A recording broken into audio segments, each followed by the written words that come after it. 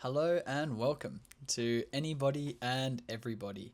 This is the Seeds of Synergy podcast, and I'm your host, Patrick. In this episode, I'll be having a conversation with Erica. We talk about networks, what they are, how to build them, and most importantly, how to maintain them. Like anything, they are dynamic and ever-changing throughout our lives. So the ability and the skills to develop new contacts and expand our networks are invaluable. I hope there's some valuable insights or some seeds that are planted in your garden as a result. Thank you, and I hope you enjoy.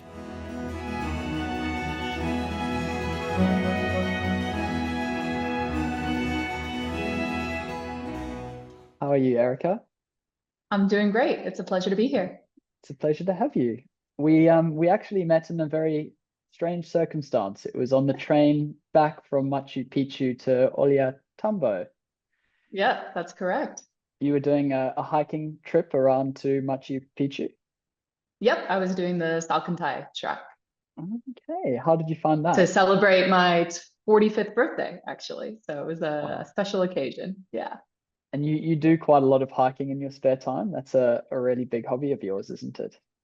it is. In fact, I climbed Pico de Orizaba this past Wow. weekend, which is the tallest mountain slash volcano in Mexico. And we made Wow. it within 200 meters of the summit, but it wasn't safe enough to actually summit.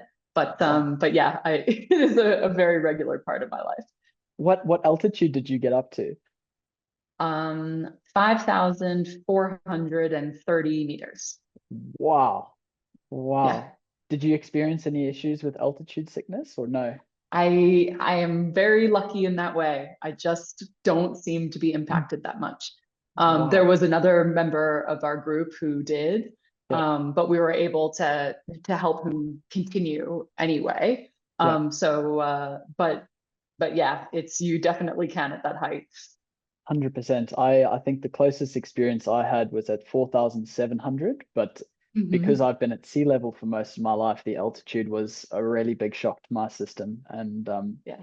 very envious of the people that are able to just walk undeterred and yeah, experience it without any symptoms. But that's really, I really cool. mean, to be fair, I'm also living in Mexico City at the moment, and so Yeah. my daily life is at 2,200 meters. Okay. I didn't know So Mexico that, I City was so mean, high up. it is. Okay. How are you finding living in Mexico City? It's unbelievable. Yeah. Yeah. I mean, it's probably one of the most dynamic cities like in the world right now, right? So Wow. it's been incredible and I think with each city, and I don't know if we'll talk about this, but I feel like you have to figure out how do you make the most of Yep. that city. And I think there was one piece of the puzzle that was really missing for me, which was I really love water. And Yep. when I spend time in London or Hong Kong, I'm kayaking, I'm stand-up paddleboarding, I'm wild swimming, I'm doing a whole bunch of things In the in and water. around water, Yep. and there isn't water here. However, there is an ancient set of canals associated with it's called Xochimilco, Yep. which was the sort of farming and breadbasket of the ancient kingdom that sat here before Mexico City.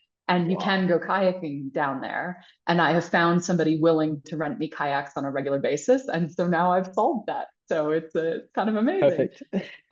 It's Yeah. funny how those things work out. Wow. Yeah.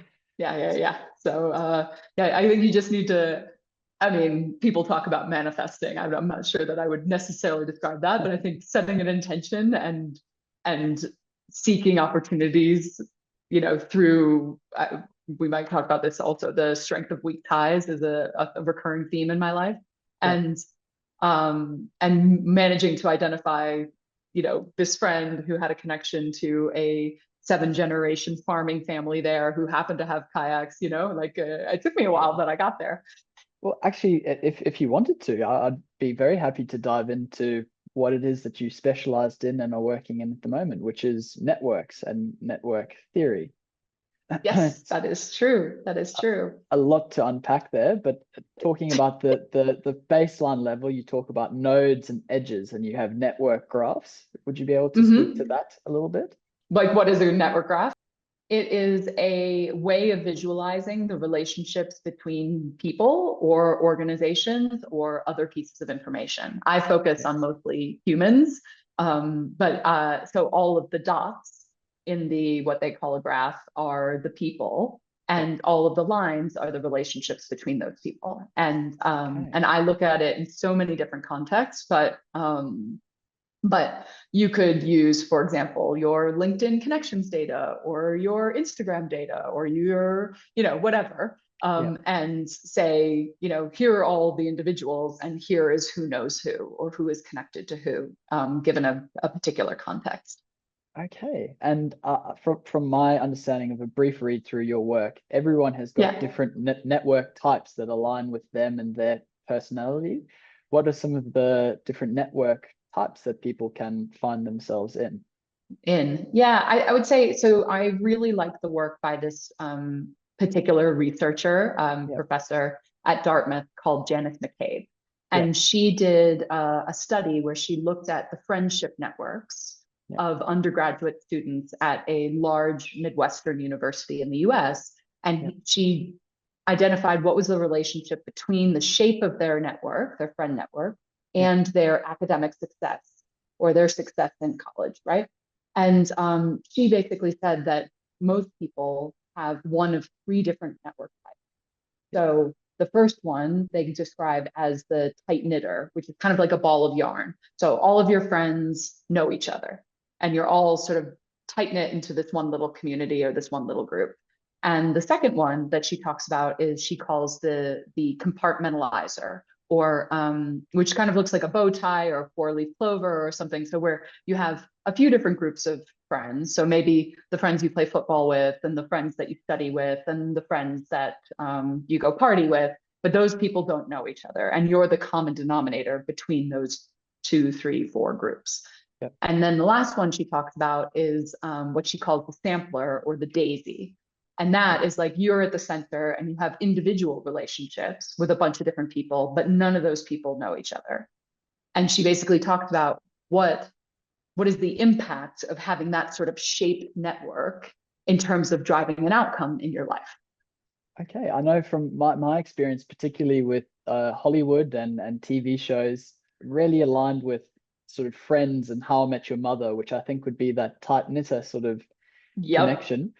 Which out of the three tight knitters, compartmentalizers, and daisy networks do you find drives success, or is it different for each person? I think it's a little bit more contextual in the Yeah. sense that it's not only the shape, but what information is being transmitted across those relationships, right? So what she shows in the research, and which you can imagine in your own life, is if you are part of a tight-knit group and those people are really supporting you and they are aligned with your goals, and they in the case, like let's say they're all supporting your academic success and they all help you study and they remind you that you've got a test and whatever, then you're going to have better outcomes than any of the other two scenarios.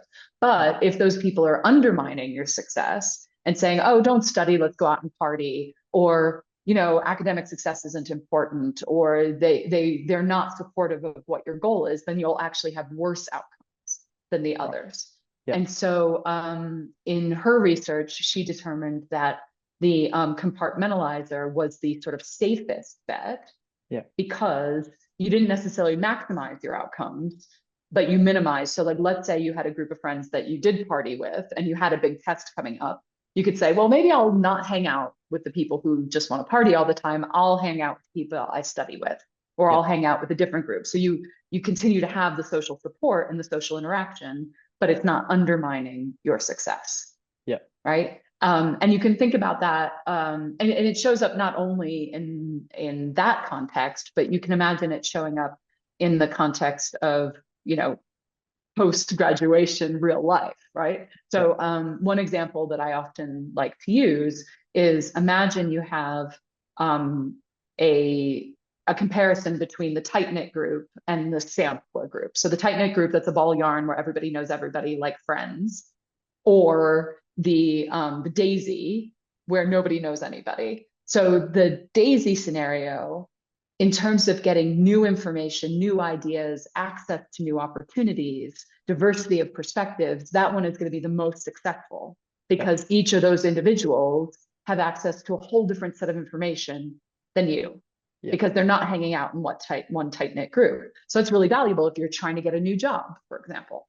But if you, let's say you're having a big birthday come out, you're turning 25, 30, 40, that group of people cannot coordinate to throw you a birthday party, right? Because they don't know each other. They wouldn't even know how to put together like a list of invitation, to people to invite. Whereas that tight-knit group, they can coordinate on your behalf because they all know each other.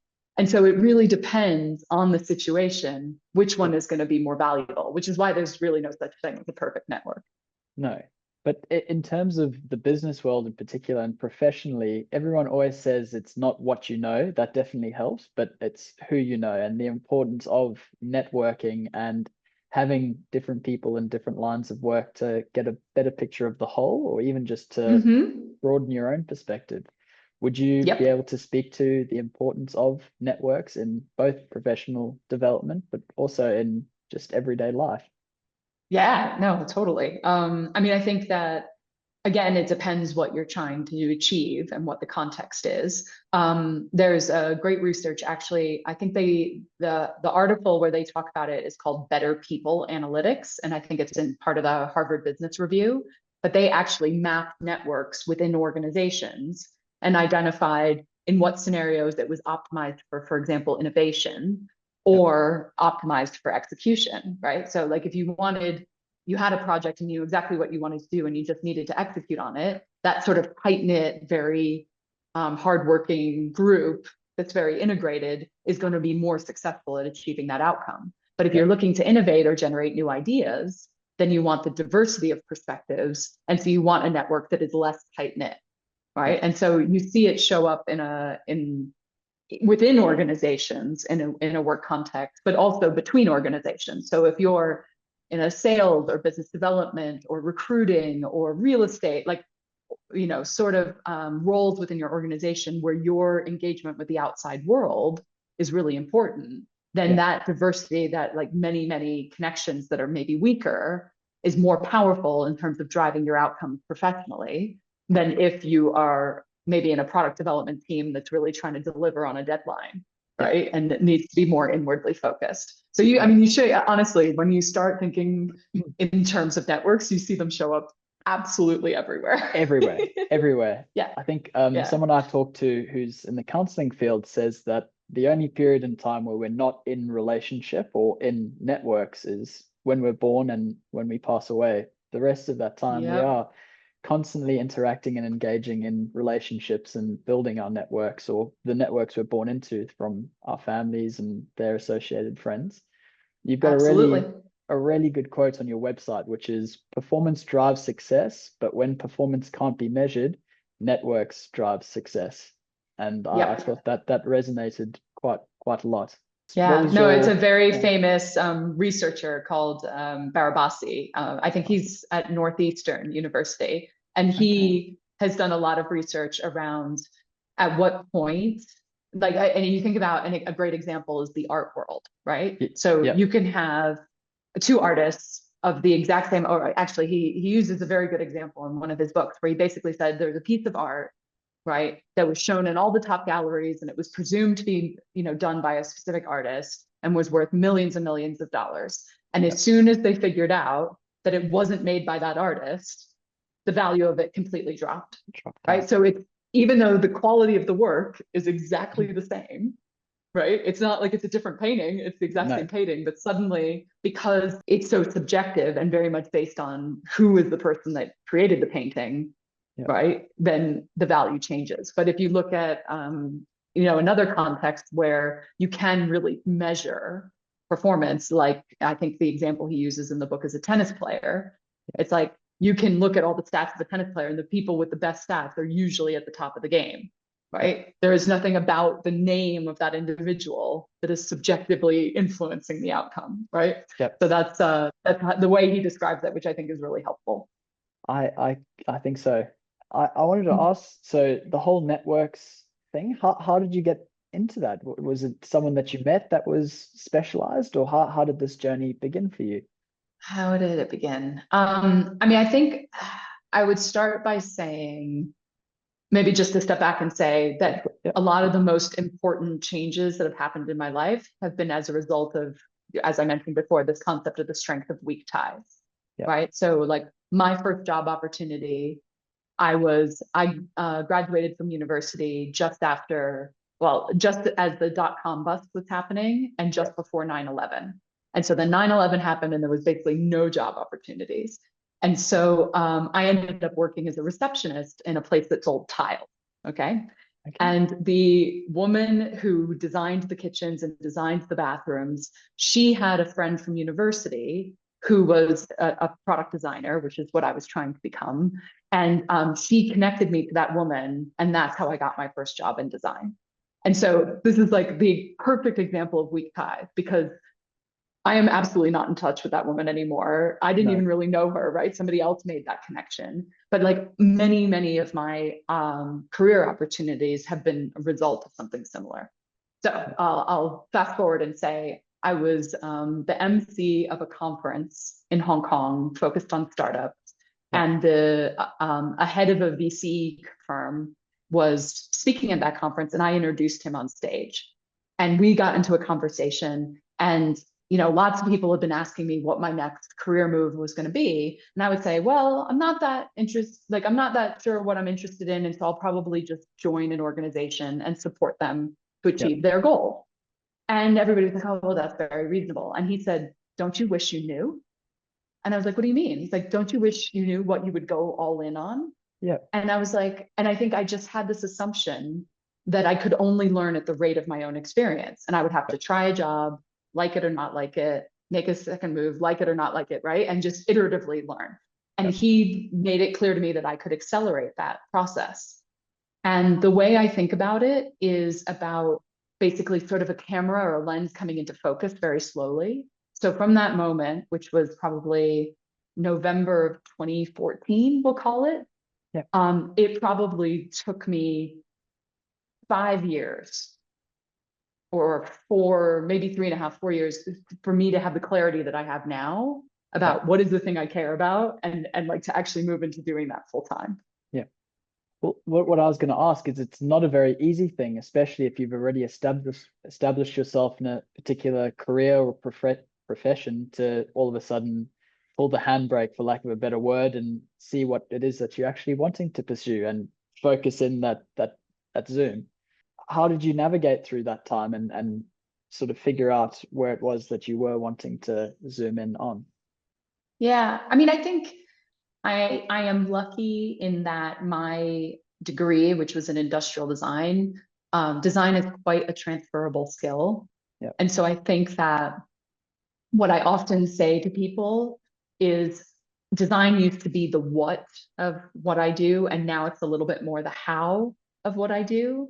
Right. So it's not like I've totally left that world, but just my relationship to it has shifted.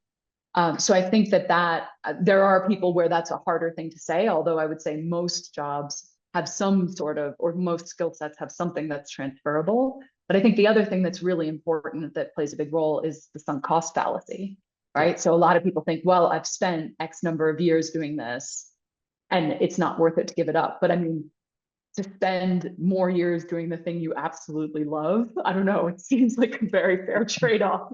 I But agree. I agree. yeah, yeah.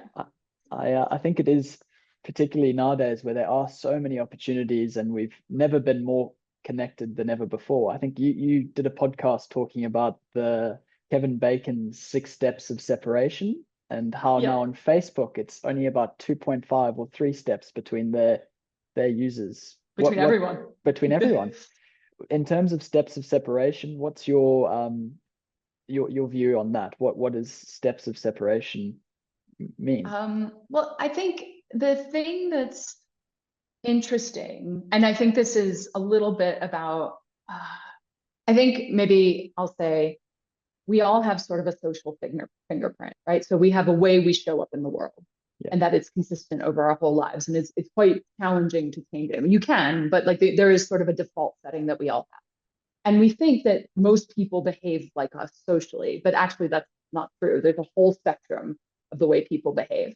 And I think there are people who have a bias towards maintaining a small group of people that they're connected to and not reaching out to strangers, or not, you know, like, there's people who think like strangers are just friends I haven't met yet. And there are people who are like terrified of strangers, right? Yeah. And I think that when you think about the 6 degrees of separation, the unprecedented access we have to people that we're interested in, like an author that you're Yep. excited about, or a journalist that you're excited about and you love what they wrote, your ability to reach out directly to them and potentially build a relationship is far higher now than it's ever been, right? I mean, the fact that we met, right, on a Yep. train in Peru, and Yep. here we are having this conversation, like, is a sort of testament to our willingness to connect in that way. And there are other people that are just absolutely not comfortable doing that. And I think it creates a bit of a gap in terms of access, right? So the people who are willing to put that effort in can reap the benefits, and the people who are unwilling can't. Would you potentially say that it might not necessarily be an unwillingness, but maybe a lack of knowledge as to how, in terms of putting yourself out there in strange and uncomfortable situations when potentially being an extrovert's not your intrinsic trait? How Yep. would you, recommend? Yeah, I think that's totally true. And it's not, I agree. It is not only a willingness. I think the way I often think about it is there are two, or maybe more than two, components of this. So one is you and of yourself. Like, Yeah. what do you feel comfortable doing? Do you have social anxiety? Do you have a lot of negative self-talk? Like, do you feel worthy of that connection, right? Yeah. And all sorts of things can contribute to that: trauma, introversion, etc. Right? Yep. Then there's the practical, like, there was this great, I'm trying to think of, it was a UK TV series. Yep. Where they looked at the class system and looked at basically how children of a higher class were socialized on how to network from a very, very young age, and people of lower socioeconomic status weren't. And so there is the sort of practical, like, how does one do this? What is an appropriate way to do this? And how have I been taught how to do that? So there's that component of it. And then there's the receiver on the other end, right? Like the information and the opportunity, like it's a two-way street. And so I think there are a number of things that obviously contribute to that outcome. But I think that if you can do the work to make sure that at least on your end, you're giving yourself the most opportunity possible, that seems like work worth doing. 100%. 100%. And I think tying it back to, you said your confidence in self to be willing of that, or deserving of that connection, is, for me anyway, I found paramount. Because if you don't intrinsically know yourself and what your values are and where you're wanting to go and the sort of people that you're wanting to meet, it is very hard to connect with those people if there's intrinsically a disconnect with self. And I think I would also say there's a lot of sort of embedded myths and assumptions that we have about connection. And one of the ones I talk often about is we have this sort of bias that building sort of meaningful connections needs to be organic, right? That it can't be intentional. And if it's intentional, then it's calculating. And I think that it's really helpful to separate out those two things and say, we can do it with intention, and we can do it with the idea for both people to benefit, right? Like with both people in mind, in a positive sort of upward spiral. And if we have both of those things and we're able to hold them, then it doesn't feel icky, or it doesn't feel inappropriate to engage in that way. Exactly. Yeah. And what have you found are the best ways to do that, to approach people with intention, but also the curiosity to have a free exchange of knowledge and information and ideas? I mean, I think in general, just being curious about the world is a really good starting point. I mean, like, we struck up a conversation, on the train because we were just curious and we had the time, and why not? Like, and I actually meet people are surprised that I meet a lot of people on public transport. There you go. So I think like if you, and it's, I guess the maybe the common trope is like, do you talk to people next to you on an airplane or not, right? I was like, do you see these daily interactions as an opportunity to meet somebody or not? So I think that starting with from that place of curiosity and open-mindedness is really powerful, and the sort of idea that you can learn something from almost anyone is a really healthy place to start. And then I think really active listening skills, so you're really understanding, okay, well, what are the goals of this person? How might I be able to support them? What sort of information could I exchange? So Adam Grant talks about it as like a give first or giver's attitude. And so I think coming from a place of how might I be able to support this person and actively listening for those opportunities already is going to send a very clear intention, right, to be mutually beneficial. And I think oftentimes maybe a third thing worth talking about is oftentimes people feel like they need to extract value immediately, right? Because they're not sure they're ever going to see this person again. So they're like, okay, well, let me see if I can get what and I think and I think the more valuable way to look at it is in this first interaction, I just need them to want to hang out with me again. Right? I don't need to extract the value now. I can extract infinite value, and they can extract infinite value if we maintain a relationship. Right? But if I have this very short-sighted, like I need to get what I want out of this immediately, then you miss out on all that potential upside that both of you could create together. And so I think it's that shift in the sort of like have a bit more of a long-term view is a very helpful framing for people.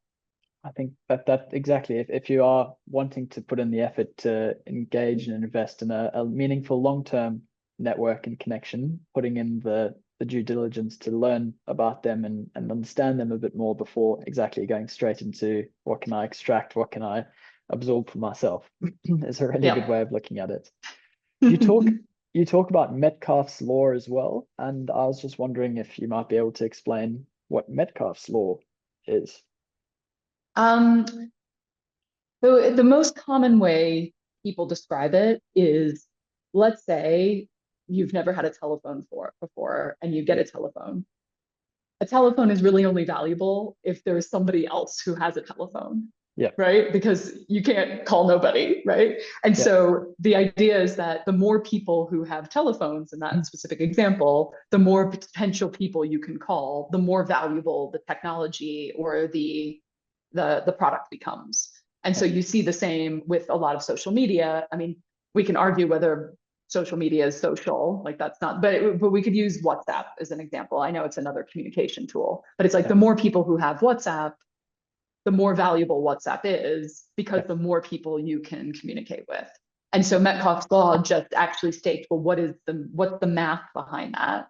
And how do the potential connections increase as a result of more people using the same product or service or technology?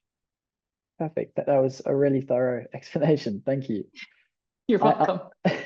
I had a chat with a friend actually on the mine site that I'm working on at the moment, and we're talking about how we've never been more connected as a civilization, but there also does seem to be a lack of connection. He said we have got an abundance of connectivity, but we are lacking that connection. I think a text and a voice message is a really good thing to keep dialogue and conversation moving, but in terms of the actual connection one can feel from a face-to-face interaction or conversation, what would you speak to on the value of connection and how that can impact your network and your life?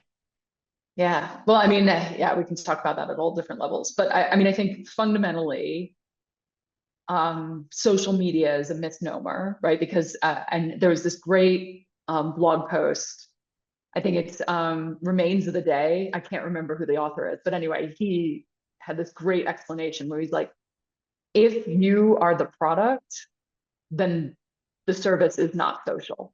And when you think about LinkedIn or Instagram or TikTok or Facebook or any of these tools where you're generating content that other people are just consuming, you are the product, Yeah. it is not actually social, right? Whereas WhatsApp actually is facilitating interactions between individuals, right? Like you're not looking at a content feed. Yeah. And so I think we've been tricked a little bit into believing we're being social Yeah. with a lot of tools that actually aren't that social. So that's one aspect of it. I think to step back and look at the 35,000 feet, 35,000, yeah, feet. The longest longitudinal study ever done on humans, right, is called the Harvard Longitudinal Study. And their single most important finding is that the strength of your relationships is the strongest indicator of whether you live a long and healthy life. Wow. Period. All right. So Wow. clearly it is super, super important. Yes. and I would argue specifically more important for men. And I won't like attribute this to specifically that study, but I think the gist of it suggests that the reason that men die earlier is the lack of social support. Yeah. Okay. So male loneliness, social isolation, addiction, suicide, right? These are more likely to be problems for males. It varies a little bit by ethnicity, but it is because they socialize differently. And how have you found the distinction between how males socialize versus how females socialize? And again, that's a broad spectrum, but if we were talking generally, what would be the main Yeah, I differences? know, of course, these are all stereotypes, and Yep. there's more variation in the population than you'd imagine, blah, blah, blah, all the caveats, Yep. right? But in general, men tend to have what they describe as shoulder-to-shoulder relationships, not shoulder to face-to-face. shoulder. Yeah. So you imagine two guys on a football field, two guys in the military, two guys in a boardroom. They're next to each other talking, but not looking at each other when they're talking. Yeah. And as a result, and this is not just literally about looking at each other, but it's just about the depth of the type of conversation that men feel comfortable having with other men. Yeah. And the impact that has on them. So that's one way in which it's different. Men tend to, again, as a generalization, and seems to be changing with age, or with generations, they tend to outsource the responsibility of maintaining the social connections to their wife or their partner. And so because they do that, if something breaks down, the wife dies, they get a divorce, she's having children and therefore cannot play that role, his social network suffers as a result. There isn't a ton of research of men in gay relationships about how this unfolds. But so I can't really speak to that specific scenario, but I would say, like, in general, if you look, and there's research in the US that basically adult men over the last 20, 30 years have fewer and fewer close friends. And I think the average now is basically like one. Wow. Yeah. So if you can imagine, if the fragility of your social situation, if you only have one good friend. Yeah. And especially coming back to the importance of connection and tracing that to life longevity, it would definitely draw a comparison there to why there probably is a shorter life expectancy for males as opposed to females. Yeah. Wow. And there's an author who's a friend, and I love his work. He wrote a book called Billy No Mates. Billy No And Mates. I think and it's like how I realized men have a friendship problem. And he talks about a lot of the research about the way men socialize and the impact that has, and some of the mitigation strategies that he recommends in order to address it. And I think it's really worth, if that's something that you're curious about, or anybody who's listening is curious about, that would be a great book. He also has a podcast now focused on this topic as well. Perfect. I'll put all of these links and snippets in as we go through the editing process, but thank you for sharing those resources. No, of course. I think even just speaking to my own experience, I do find when I'm hanging out with my friends, it's usually when an activity is involved of some description. Like we can't just sit down and talk. It's either fishing or surfing or some sort of activity where we're doing something. And like you said, that's not usually conducive to really deep and meaningful conversations. Getting depth. Yeah. But I also think that generalizing again, women are usually a lot better at having those sort of emotional conversations and exploring the depths in conversation. Yeah, there's another thing about the way men socialize, so which speaks exactly to that point. So men usually sort of outsource the responsibility of maintaining connections to organizations. So they'll have the Rotary Club, or they'll have the company that they work for, or they'll have the football club or whatever. And so they are reducing their individual effort necessary, which is desirable. But again, if they leave the company that they worked for, or that organization, you know, they stop going to that organization for some reason, then they lose all the benefit because they didn't. There's a word that people use in these network contexts called multiplexity. So basically, the idea behind it is like, let's say you and I work together, right? If we only see each other in a work context, if I leave my job or you leave the job, then we probably will never see each other again. Yep. But if I start inviting you to go hiking or fishing on the weekend, or I invite you to do some other activity, or we introduce our wives or husbands or whatever to each other, and we build like more types of ties between us, then even if we stop working together, we might still go fishing together, as an example, right? And so men are less likely to do that, and therefore their relationships tend to be more fragile. And in terms of the fragility of your networks, do you find that as you're progressing and you're at different stages in your life, that your network in of itself changes and shifts depending on where you are, and some connections you might have formed do actually break, either due to lack of communication or just changing life paths? How do you sort of navigate that? Well, I mean, maybe we start with what causes that. So I think the major life changes that tend to disrupt the network are moving to a new place, you know, changing jobs, becoming a couple or breaking up from a couple, having children, death, right? Those are like the really most common, or a serious illness would be another one, right? That limits your mobility or limits your ability to engage your network. So I think that first acknowledging that those are realities of life, right? And that I mean, there's at least a few of those that we will inevitably, you know, experience. And I think that having strategies to mitigate the worst of that is really valuable.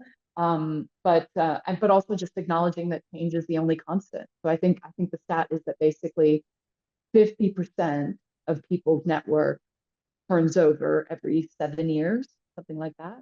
And so, and so your network is inevitably going to change. And so your ability to build the muscle memory to make new friends and repair friendships that have deteriorated for one reason or another are just really great life skills. Yeah. And in terms of travel, you mentioned being a big caveat to changing networks and maybe a bit of separation from existing networks. How has your experience with travel changed the landscape of your own networks and your own perspective and life path? Yeah, I mean, I think as I mentioned before, I split my time between 3 cities. And those over the course of the year are roughly a third, but it varies a little bit. And they're cities, 2 of which that I have lived in previously. And so I do have a community there that I want to sustain, which is why I choose to spend the time there. And then I've got a new city here in Mexico City that I'm trying to build up a network from scratch. And so I'm very, very conscious of the impact of my lifestyle on those friend networks, both from a positive and from a negative perspective. And so I think that, but again, like I also think about this all the time. Right? Like I'm not like the typical person. But I think that for me, making sure that I have a handful of repeatable, consistent, varied ways in which I engage the people that I care about. Some that are you would call like asynchronous, right? Like sending holiday cards or sending out an email update, to things that are very synchronous, like hosting dinner parties or one-on-one coffees or whatever. I employ a number of strategies, and I know strategy sounds like a very Yes. like a weird Calculated. word to use. Yeah. Yeah. But like there are a whole bunch of things that I do on a regular basis in order to maintain those relationships. Yeah. And I think as well with the busyness of life nowadays, it is actually quite important to, my mom uses a really good phrase, plan to have free time. You've got to actually schedule in when you're going to meet up with people and have these meaningful exchanges because yeah, if you don't, yeah, it's quite hard to organize and facilitate. Yeah, but I think a thing that's becoming more obvious these days is that it's great to have scheduled time where you like plan to do something together, but unstructured time, like running errands or like situations where you could actually get bored, Yeah. right? Together, Yeah. where you don't like have a specific thing that you're going to achieve is actually also really, really powerful time. And we sort of have lost that in between time. Like, I mean, maybe a very helpful specific example of this is like, let's say you're going on holiday with your friends, Yeah. and instead of choosing two separate hotel rooms or two separate hotels, you get an Airbnb together. And so the in between time, you're brushing your teeth, you're, you know, like you're doing this sort of like your basic daily activities, and you're not really having scheduled like fun, right? Yeah. That time is really, really powerful. And so I think that making sure that you have both is great. Well, what I wanted to ask actually was in terms of the value you find from that unscheduled and unplanned time, what is your value that you find in having that as well as the structured and formal gatherings? So I have like a great example of this, and I appreciate this is not available to everybody, and I feel very special that I have this opportunity. I've got a group of friends that I don't see that often, but we gather together every year for a week in the summer. And this last summer, and we have a whole bunch of sort of scheduled things that we do that are very nerdy and delightful, like where we'll give presentations to each other and we'll like talk about like the work that we're doing, whatever. But we had a lot of downtime. And one of the women in the group had a nephew who is like really into like knights and castles and things like that. And we happened to be staying in a castle, and it was going to be his birthday. And so she said, you know what, I'd really, guys, if you don't mind, if you've got time, like I would love to create a video for him, like to say happy birthday, like In the leveraging the castle. fact that we're in this castle, Yeah. right? Which, because we had all this free time, snowballed into this production that like, you know, was like we created a whole movie with like a storyline and plots and costumes and, you know, music overlay and like all of this craziness. I mean, we spent days on this thing just to, you know, say happy birthday to this woman's nephew. Yeah. And I think it was that like that sort of play and emergent behavior we get so rarely as adults.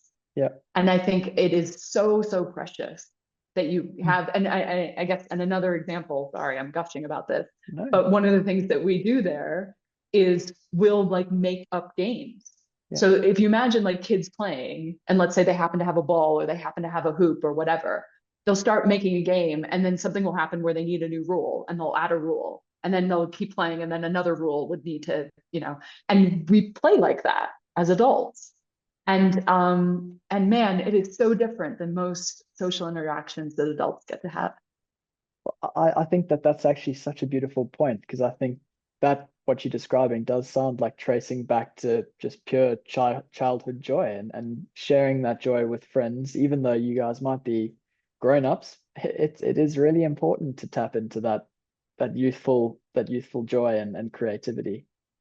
Absolutely. And without the unstructured time, Yeah, that's not really you possible. can't do it. Yeah. Wow. You did a lot of work with startups you mentioned before taking this next leap. What have you found your experience now with networks has helped in terms of being able to support startups and facilitate the growth of a startup? Yeah, I think, I mean, I still do work with startups these days too, in a few different capacities. But I would say, I mean, because you see networks show up in basically everything, I mean, I would say the 3 or 4 things that come to mind are absolutely like a startup that has a commercial aim has got to leverage a network in terms to drive sales, right? So commercial outcomes. And sometimes those commercial outcomes can manifest in a few different ways, like building community, like building a network around a particular, archetype of person who might be interested in your product, right? Or generating sort of network effects is what's commonly referred to in the industry.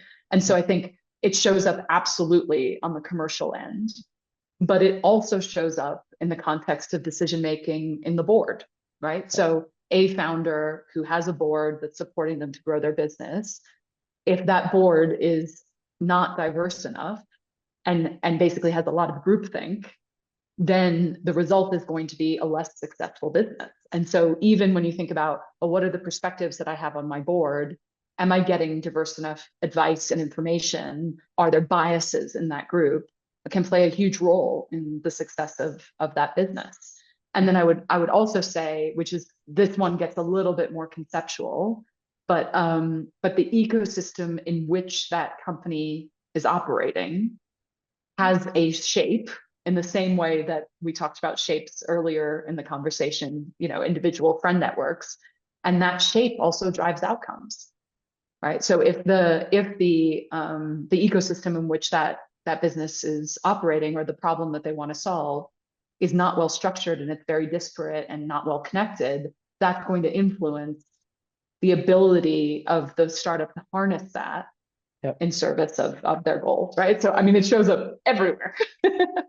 And how would you posit that one could establish an ecosystem that is conducive to that free flow of exchange and communication?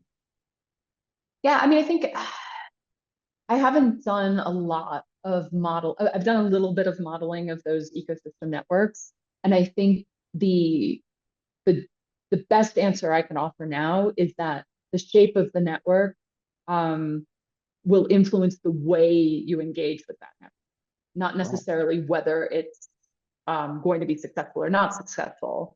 But if you have an ecosystem where all of the relevant parties are interacting, like maybe a really simple example of it is like there's an annual conference that everybody who cares about that problem all goes to, right? So then there's like a place where everybody convenes, where people who've got money, people who have, the talent, the academics who are doing the research, the commercial people, right? If they're all hanging out, if you have some theory of change that involves those people and they're all hanging out together, then that probably is easier to harness, right? Like you can just join that community, you can attend that annual conference, you can demonstrate your commitment to support the change that they all want to see in the world, and off to the races, right? If that thing doesn't exist in the world, then you have the opportunity to play that convening role and bring those key players together in order to make your business successful. But you have to play a role in doing that. You can't harness something that already exists, right? No. So maybe you're the one that creates the annual conference, or you're the one that starts the community of people who care about that problem, or maybe, you know what I mean? So those are 2 very, very basic examples. But I think that like if you step back, if you're somebody who cares about a particular problem space, and you just think, okay, well, who do I think is necessary to make the change that we want to make? And are they interacting with each other now? Like, where do they hang out? Right? And like that already will start getting you thinking about what sort of shaped network you're dealing with. And I think, like you said, thinking about everything in terms of networks, you can at some point trace the knowledge to a source at some point, and to know where the chains are and who's connecting who is invaluable, because then you know where the most exchange is happening, or a particular type of exchange, and you can help that connection flourish, or even add more people to that network to exactly focus on whatever direction of change you're wanting to implement.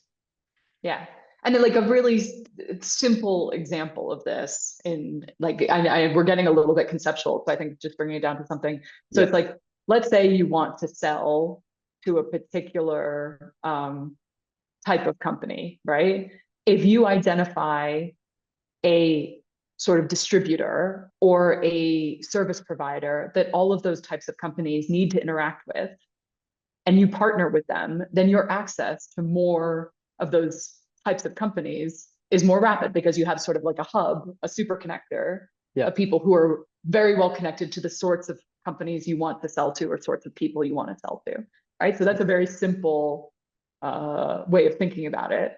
And then you just, expand that to think about the whole ecosystem, right? Yep. I really like that. This a super connector. Is that just someone that has an extraordinary amount of connections, either through circumstance or that just the personality that they are? Either or. Okay. Yeah, either or. Yeah. From your experience rotating between Hong Kong, London, and Mexico City, how have you found not necessarily the networks themselves, but the culture and the traditions and the values of the different places that you're living in impact the dynamic state of the networks?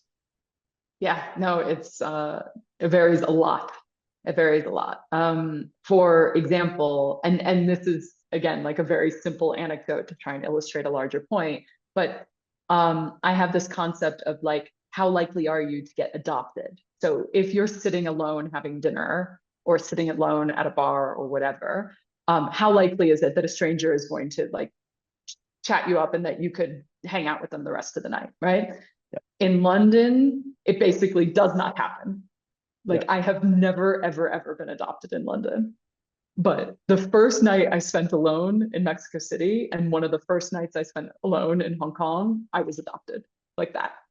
And so I think there is a culture of like potentiality that exists in certain cities and sociability in those cities that really impacts your experience. And I can give you another example. Like I moved to Boston right after university. And I really had a hard time making friends. And I like, if you have your first experience as an adult moving to a place that's very insular and cliquey and where it's difficult to make friends, you think there's something wrong with you, right? But it totally is the city.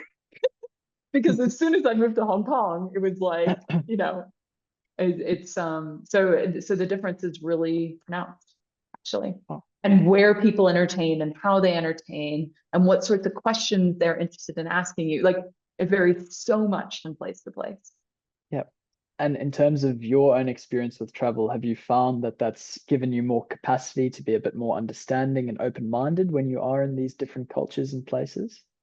Yeah. Yeah. I mean, I think, but it also impacts how how and where I choose to spend my time. I mean, I love, London is near and dear to me too, so I don't mean to write it off. And I have, I think the difference, and again, maybe to create a more balanced perspective, like in Hong Kong, the sort of joke was that as soon as you moved there, you wanted to make 40 friends as quickly as possible because that's the number of people you needed to fill a junk boat. And a junk boat was like a boat you would hire to go off to a private beach or like a not very popular beach, and spend the day drinking and, hanging out on the beach. And so like you were very quick to make acquaintances, but it was very, very hard to build deep and meaningful relationships with people in Hong Kong, unless you really were proactive, because the natural behavior of how people socialize was in these large, large groups. Where in London, you almost never hang out in those large groups. And so the ability to make deep and meaningful friendships because you're hanging out one-on-one or in very small groups all the time is much higher.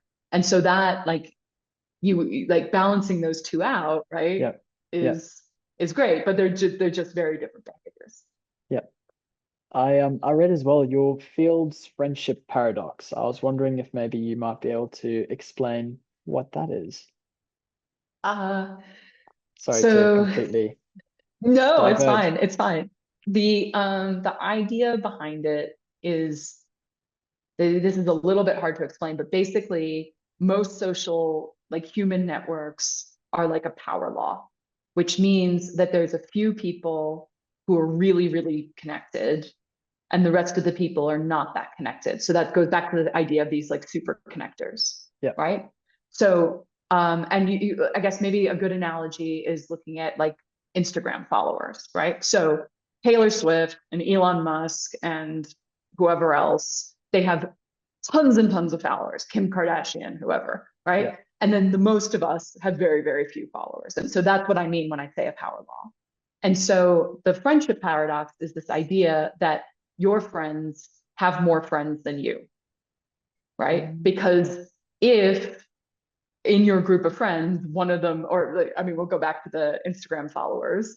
Yeah. If Kim Kardashian is one of the people you follow, then she has many, many more friends or followers than you do. And so the Yeah. chances are that your friends have more friends than you on average, which is sort of weird, but that's the sort of paradox. The paradoxical nature of it. Okay. Yeah, I don't know if I've done a good job explaining it. It's a little bit weird. I'll add the graphs and network diagrams and links to concepts so people can do some further research if they are inclined. Okay. But I think that was a really good description. So Good. where I'm sourcing this information is the Reliance Project. Would you be able to speak a little bit to what the Reliance Project is about? Project And what, is. what your vision is? Yeah, vision I think is it's very iterative, but but I think what initially sparked it was when I moved to London. I decided to keep track because I was building a network from scratch, and so I decided to keep track of everybody I met, what context I met them, and sort of what at the time, like what sort of strength of relationship did we achieve. And the intent was to kind of dispel some of the myths we have about how we make friends. And so, and because the Reliant is like an old car from the UK, I decided I was going to call it the Reliant because there isn't really a word for the people you rely on, right? No. I mean, you have friend, but friend is so generic. And so I was like, okay, we need a word for like, if I got locked out of my apartment, who am I going to rely on in this new city? And so Reliant is where it came from. And then I guess over the years, I did more personal projects looking at how my network was evolving in different contexts, and then would document that through a blog. And then when the pandemic hit, it was like, okay, people are really finally noticing how important this is now that we're starved of interaction. And so I wanted to put a more like, I guess, comprehensive effort forth with a podcast, a newsletter, some articles, stuff to help people deal with and understand the situation that we were all facing. And so that's how I guess the Reliance Project has evolved over the years. And who knows where it'll go next. It's so exciting. And I think your whole approach to it resonates a lot with me, being quite a logical thinker, being able to break down things as complex as relationships and connection to networks and how strong those networks are and what exchanges and mediums of exchange do you use to develop and further those ties or expand upon your own network. It's really useful information. Awesome. Yeah, I think it kind of stems a little bit from I'm just a bit of a quantified selfer. And so I'm just applying it to the social world instead of like my heart rate or my calorie consumption or the number of miles I run or whatever. Yeah. And you spend a lot of time in nature, hiking, and like you said, water is a big part of your day to day. How do you find that nature helps you in terms of managing day-to-day stress or getting more connected to yourself? Yeah, what is an experience in nature mean to you? Mean to me? Well, I think it goes back, and again, the quantified selfer thing comes up. So about 15 years ago, I think, I started tracking my happiest moments every year. And so I actually had a spreadsheet where if I had a moment of pure joy, right? And I was very strict. It wasn't like, it couldn't be a moment that was supposed to be joyful, like a wedding or a graduation or some promotion at work or whatever. It had to be something where I actually felt joy. And so that actually cultivated a lot of self-awareness about what sorts of experiences were bringing me joy. And it turns out if I like track how many of those situations involve being near water, in water, on water, and outside, it is a substantial portion. And so I think for me, it's like I should optimize for experiences that bring me joy. Yeah. And I now know that these are the sorts of experiences that do bring me joy. So I'm just going to spend as much time doing them as possible. That's again a very logical way of looking at it. I wouldn't have ever thought to document my most joyous occasions, but I'm Yeah. doing something similar at the moment and watching my mood and my energy levels and how they change in different environments and different interactions. It's a really good way of, yeah, being more in tune with yourself and what experiences, people, and places do evoke emotions of positivity and joy. Yeah. But I think on top of that, like I think the sort of if I'm becoming too impatient or if I need to solve a problem, or like I guess I've gotten much more, and I've been around a while, so that also helps that I Helps. have more experiences to reinforce this behavior or the muscle memory. But like I now know if I have a problem that I need to solve, if I go for a kayak or I go for a run, like I am more likely to solve that problem because it allows my brain to work in a certain way. So if I want to do idea generation or problem solving or whatever, like getting out is really helpful. But also if I'm feeling like I'm getting more agitated or anxious or impatient or whatever, like a rainy hike Yeah. actually knocks it out of me, right? So I know, or like something that's really hard where I have to be patient or I have to address that imbalance. Yeah, so I think it helps in all sorts of ways. So it is a very, very regular part of my week. Your day to day.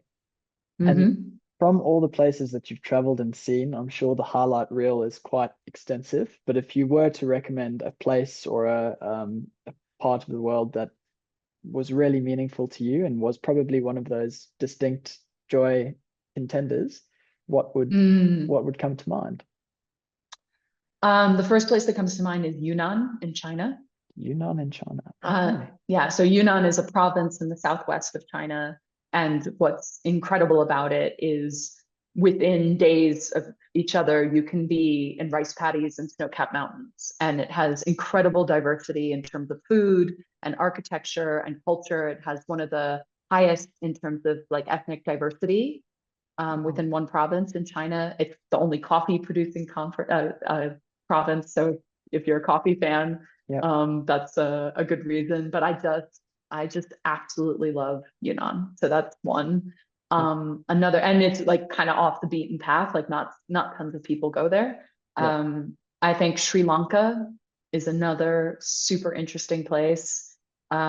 It's really accessible. It's maybe not as varied in terms of landscape, but I really love that it's got some of the best food, in my opinion. I just think Sri Lankan food, I mean, pol sambal might be like one of the most perfect foods, period, as far as I'm concerned. Ensemble. And so, yeah, so it's shredded coconut.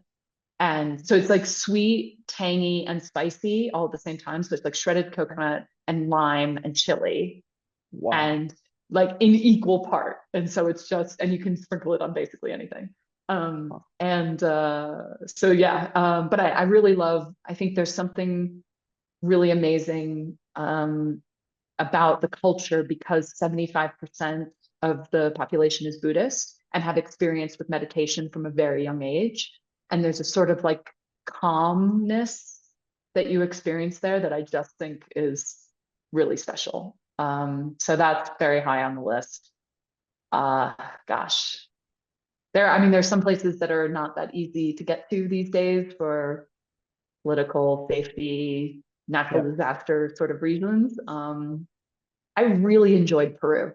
Yep. Yeah, so I think I will definitely be going back there. I think just the culture, the food, the landscape, there's The history, the ruins. Yeah, there's yeah, so much to see. exactly. So much to Yeah. see. But I'm Yeah. really attracted to cultures that have sort of a rich sort of wisdom from thousands of years of behaviors. Yep. And I think so I'm kind of drawn to places like that right now.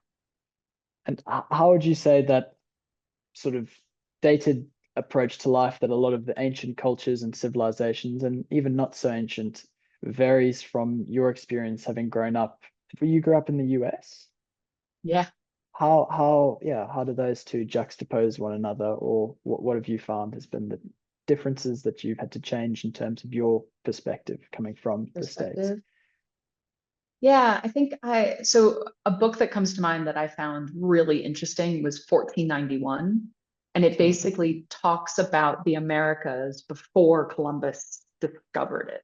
Yeah. Okay. And all of the myths and embedded assumptions and things we had about what life was like back then that have been debunked.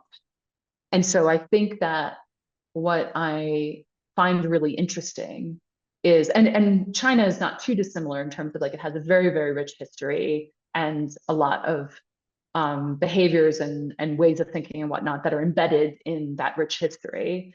And I think that wisdom is just so powerful. So I mean, a great example of that is when you look at Xochimilco, where I talked about before.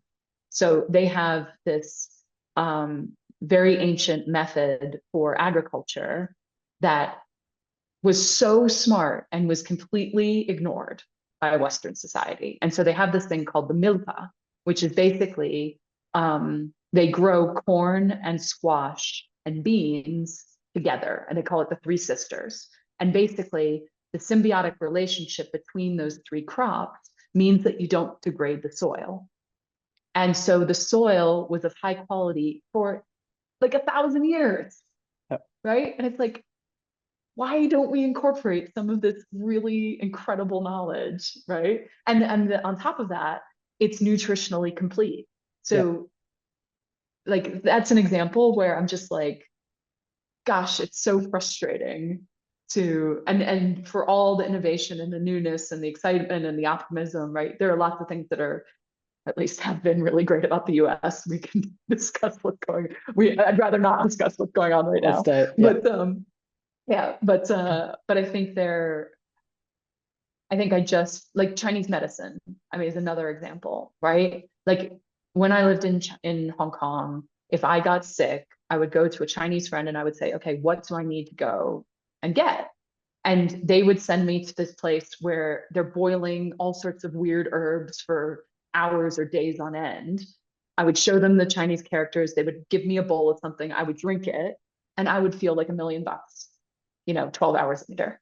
Wow. And you're just like, there's clearly, instead of popping a pill, right, that might have some adverse side effects, like there's clearly some incredible wisdom that we just in a number of Western countries don't appreciate yet, at least. And it's hard actually drawing on my own experience. My grandfather was a pharmacist, so our sort of approach to any sort of illness or discomfort would be first and foremost to resort to a pill or some sort of pharmaceutical to cure that ailment.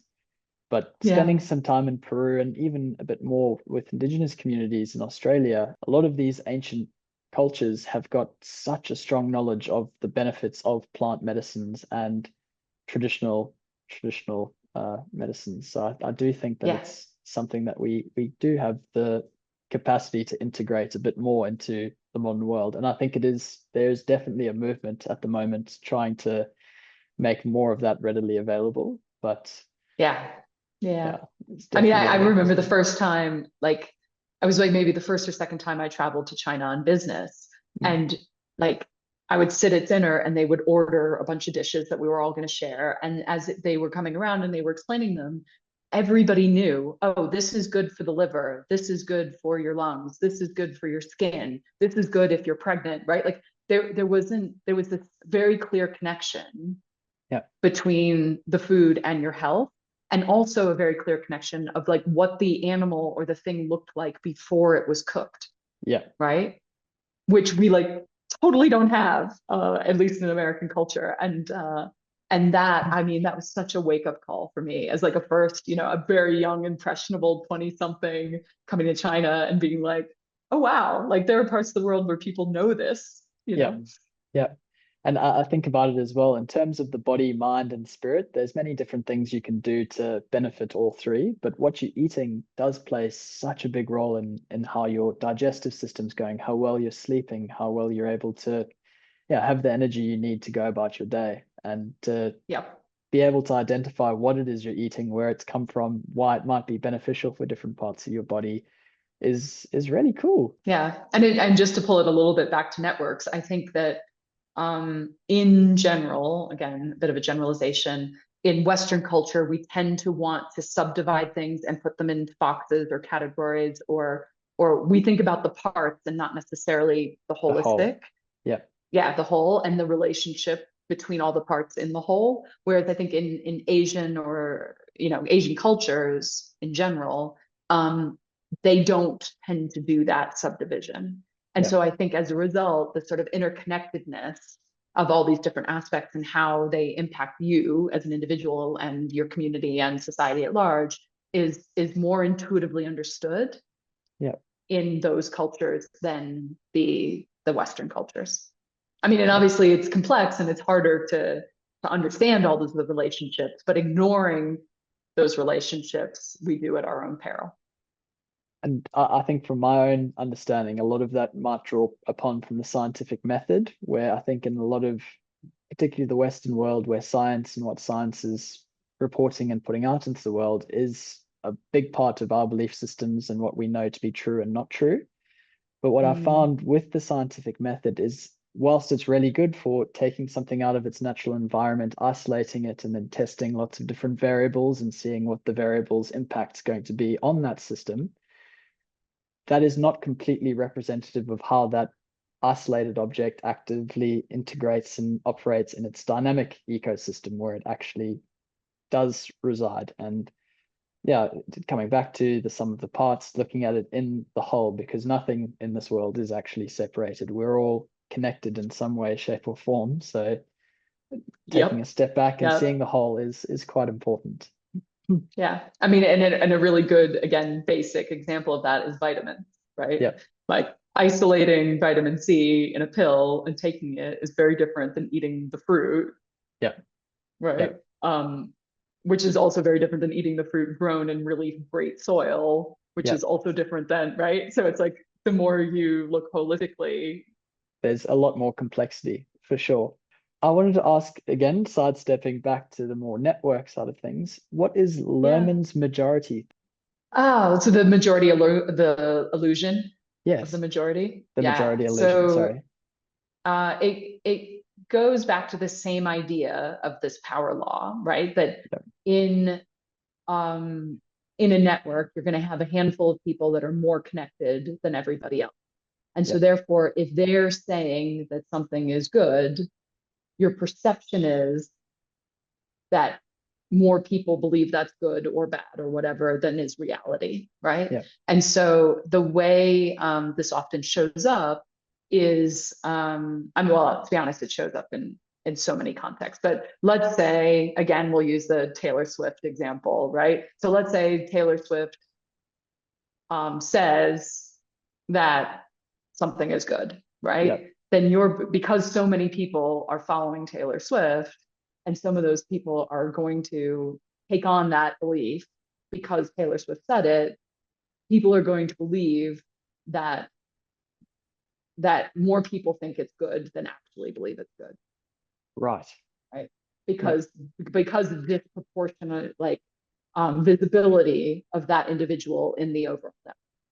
And so where this often shows up in like a more negative context, right, is people often believe that people are having more sex than they actually are because there are a handful of people that are having an awful lot of sex.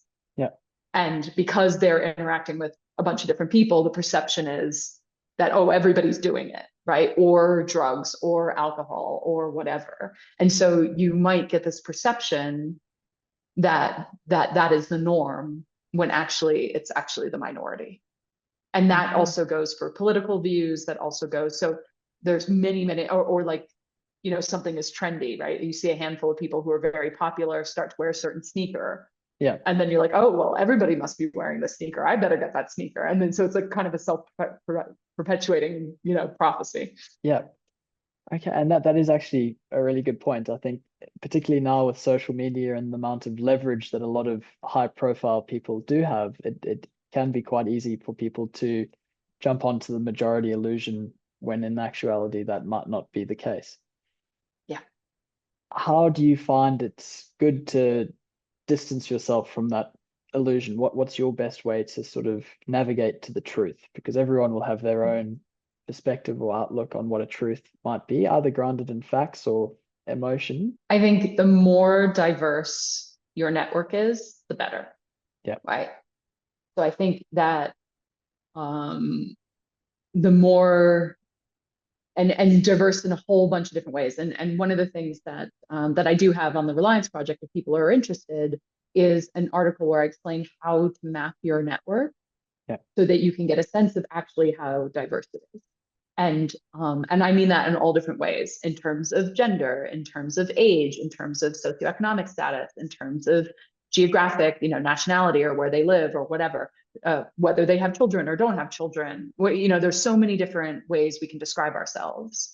And the more diversity of people that you're connected to, the more likely you are to not be like, to have this sort of like groupthink or this sort of echo chamber occur.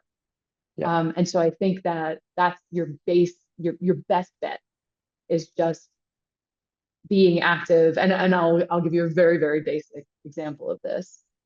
When I was living in London, after a little while, I realized that basically everybody I knew was between 25 and maybe 50 years old. I was like, I literally did not know any old people. Right. And so I actually proactively decided I want to make friends with people who are older. In order, is an effort to diversify my network. Right. And I also noticed socioeconomic status, that I just didn't have a lot of variety. And so I put myself in situations where I could increase that. And it takes effort. Right. I think the best example, and not to call out one particular like ethnicity, but if you are Indian, in general, Indians have very large families. Right. Your social network is heavily dominated by the 400 people that, are invited to an Indian wedding. And so your ability to diversify that network, you have to put a lot of effort, because your baseline is so lopsided. Right. So I think that's, and you could say the same for, females on average. Their friend networks tend to be 75% female. If you're a male, it tends to be 75% male. Can be even more skewed, right? And so that effort to diversify means that the diversity of information that you're going to be collecting is going to be greater. And the motivation to diversify, was that primarily from your project in of itself, and trying to be more empathetic and understanding, and to maybe just reinforce the stability and strength of your own networks? Because diversity would probably be key to preventing that fragility from happening, because there is just so many different connections and different types of connections. Yeah, but I think it also goes back to your point of wanting to avoid that illusion of the majority, and have a more accurate representation of reality. Right. And I think if you have a specific profession, and you live in a specific geography, and you're of a certain age, and most of the people I know are just like you will come to believe that the lived experience of those people is representative of the world. And you would be very, very wrong. Right. And so I think if you want a more accurate representation of reality, you need more data that is more diverse. Wow. I wanted to ask, did you have any questions for me, Erica? I'm aware this has been very much a take conversation, but I'd love to answer any questions that you might have. I'd be curious to, like, I obviously we can't rewind to before this conversation occurred, but as you've listened to this and heard the answers to the questions that you've asked, how do you feel like networks show up in your life? And well, let's start with that. Great question. I think really good point is family first and foremost. I mean, that is your network that you're born into. And having had family in South Africa and Australia and other parts of the world, that was already from a young age a really good idea of seeing how values, attitudes, and belief can change based on geography. And then the schooling side of things, having friends from all different religions and cultures, I think was in South Africa particularly because it's very multicultural. There's a huge population of uh, Muslims, Hindus, Christians, atheists, as well as a lot of the Zulu traditions and religious beliefs, and there are many different belief systems, which is a really good way, like you said as well, for diversification. So I have always had a bit of a diversity in terms of that and being able to talk with people and understand where they're coming from. Coming to Australia, I think because it is quite isolated from the rest of the world, there's still a lot of different diverse opinions and belief systems here. But I did find that a lot of my friends weren't as experienced with diverse networks. So my friendship groups here were very much my basketball friends, my fishing friends, my university studying friends. And again, not to say that that's neither here nor there, but it was definitely more of the tight-knit groups that were acting almost in sort of isolation, yeah, the different pockets or groups for different things. And actually, most recently, when I was traveling, you don't have the luxury of having a friend or someone stable that you already know to stay in your comfort zone when you're not feeling like socializing. So you do just have to, out of almost a needingness for that connection, put yourself out there. And what I found, especially traveling in South America and maybe a little bit off the beaten path, is you do just meet people from all different walks of life, different parts of the world with their own values, attitudes, and beliefs. And that was also really enriching. And I'm finding more and more, I mean, like you said as well, us having this conversation now is as a result of a weak tie that we formed on the train back in Peru. But to be able to continue that dialogue and have a conversation with you has really reinforced my belief on the importance of networks and sustaining connections and ties with people that you value or look up to or just have common interest or there's a good exchange of information. Do you think that, do you have, I mean, going back to that point that you made before about it's not only what you know, but it's who you know. Yes. When do you, like, when do you think you actually internalized that concept and believed it to be true? Like, do you think you always have, or do you think there was sort of like a moment where you're like, oh, okay. I think I've been very fortunate in the sense. So my mom's a very extroverted person, and friendship is and relationship is one of the highest values that she has. Whereas my dad is a bit more logical. He enjoys his own company, very sociable when the time calls for it, but he's also just a lot more logical and the what you know, very experienced in his field and very well read. But having a combination of both of those influences from such a young age and being a bit more extroverted myself, I could see how I was learning so much, not just from what I was reading and experiencing in formal education, but through the conversations that I was having with people from different parts of the world with different lived experience. I think there's a really good set of knowledge, a different type of knowledge that you gain from conversation and dialogue than what you might get from just pure theory. And other than, I guess, this weak tie that we've already talked about, is there another sort of weak tie story that you have from your past where a weak tie has created an opportunity or has changed your life in some way?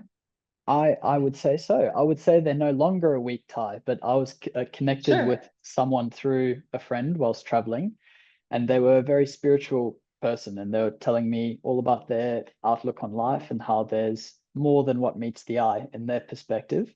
And being a very logical and theory-based person through my studies and just my own lived experience, I found this um, quite different to what I'd previously known or expected. But the more I listened and engaged with what they were talking about, I found a lot of what they were saying that they felt and had experienced through their sort of spiritual journey aligned very much with what is taught in like the quantum mechanics level about how a lot of things are actually just in the eye of the beholder and manifestation and a lot of those other things. They are a lot more interconnected than what I think a lot of people might believe. Spirituality and science, there is a huge connection. So that was just one experience. But in terms of job opportunities, I see it time and time again with my friends, either through opportunities that I see that pop up and I think, oh, I know someone that might be well suited for that position, or vice versa, someone that knows me and what I'm capable of. Connecting me with a job opportunity has been, it makes life just so much easier because you constantly don't have to be fending for yourself. You know that there's other people that know who you are, what you stand for, what you're working towards, and are more than happy to put themselves out there to connect you with the right people. And I think that for me is such a special thing, to have people like that in my life that are willing to support in that way. Amazing. I'm so glad to hear it. Thank you. I wanted to ask, where next? Where are you wanting to travel and explore next in your long list, I imagine, of places you still haven't seen? There is nowhere that I'm going in the near future that I haven't already been. Okay. And I think that's in part because I think like the experiences that I'm having in those places are changing, but I think it's mostly about connecting with friends and people I care about who live in different parts of the world. And so everything that I've got scheduled so far falls into that bucket. But I think it's a good question. I think I need to create some space for some novelty for sure. And I would say the place that keeps on coming up on my list at the moment, there are three. I would say one is Colombia, another is Costa Rica, and a third is Saudi Arabia. And so those are probably my priorities at the moment. But I obviously haven't actioned my priorities. So I suppose I had just one more question, if that's all right. Sure. Your experience with networks and connecting with people from all over the world, what have you found to give your life meaning? What is your driving force for continuing to be the positive light that you are and connecting people with other like-minded people? What motivates you? Well, I mean, I think I mean, as we talked a little bit about before, this is like the single biggest indicator of whether you live a long, healthy life, right? So that's the more that I can support my friends in order to build meaningful connections with people that they care about, right? If I can facilitate that and play that sort of role, which comes naturally to me in society, then that's really beneficial for those at the individual level. But we also know, and one of the quotes I really like by a guy by the name of Peter Block, is the small group is the unit of transformation. And so it's basically the idea being that a small group of people working together is the best means of transforming our world. And so any positive impact is going to come from facilitating interactions between people. And so I think that not only at the individual level or my friend group or my community or my family level, but actually also at a societal level, helping people do this better and noticing the importance of this. I don't think there's better work to be done. Yeah. And from the capacity to elicit change through network, what would you like to work towards as a result of the work that you're doing? Of that, I mean, I think an increased value in social capital, right? I think we intuitively, and there is obviously documentation that social capital is really important, but I think we often discount it because it is harder to measure and to quantify and to monetize and to do all the things that our societies have been optimized to do. I think so. That's one aspect. I think another one is that modern life is actually not conducive to building and maintaining these relationships that are so important for our success as individuals and to be healthy and to be happy. And so I guess I hope for and want to contribute to that change by modeling the behaviors of prioritizing relationships over career and seeing how what impact that has and sharing that with the world. So I think those are probably two. And then the third, which we talked about before, is really on the male loneliness and social isolation, because I think it contributes to a lot of the problems society faces right now. And if that could be addressed, I think the knock-on effects would be incredible. Perfect. Well, Erica, thank you so much for your time today. I'm so appreciative for the knowledge that you shared, and hopefully the audience and the listenership will have some value to take away from that. I hope so. And please, people are welcome to reach out to me. I am happy to have a conversation about any of the things that I discussed. And I look forward to seeing how this project of yours evolves. Amazing. Thank you so much. And if they were to get in contact with you, through your website would be the best means? Yeah, or LinkedIn is also great. Perfect. Well, I'll add both of those to the video when it's uploaded. Thank you so much for listening to that conversation with Erica. I hope there was some value that you were able to extract from that conversation, or seeds that you might go on to plant in your garden. I found it really interesting to bring everything back to networks. What type of networks do we employ in our day-to-day life? Who's a part of our networks, and how do those networks shape and look as we grow and meet and connect with new people? A prominent seed that was planted in my garden as a result of that conversation was the importance of connection and the link between meaningful connection and life expectancy. I thought that was really interesting. The idea of, particularly for males, that shoulder-to-shoulder connection that we have, where most of the time, again, speaking from my own experience, when you get together with your male friends, it's usually to do some sort of shared activity or adventure together. You're very rarely sitting across from one another and having a deep and meaningful conversation about your emotional affairs or how life's tracking. And I'm finding more and more that I'm trying to have those conversations with my friends. And while people might not always be receptive to those sort of conversations, I find for myself anyway, it's really valuable to let the people I know and care about into what's happening in my own internal world. And the more I share, the more I realize that it's something that they might be experiencing in some capacity as well. A call to action that I took away from that conversation was to go out and try and meet new people, not with the intention of seeing how much value I can extract from them, but to approach them with a curious mindset and just try and learn and empathize. Erica drew upon the idea of a diverse network and the importance of diversification for improving your representativeness of the world around us. I think it's quite easy, particularly if you've lived in a certain area for a very long time, to get quite comfortable with who you know and what you know.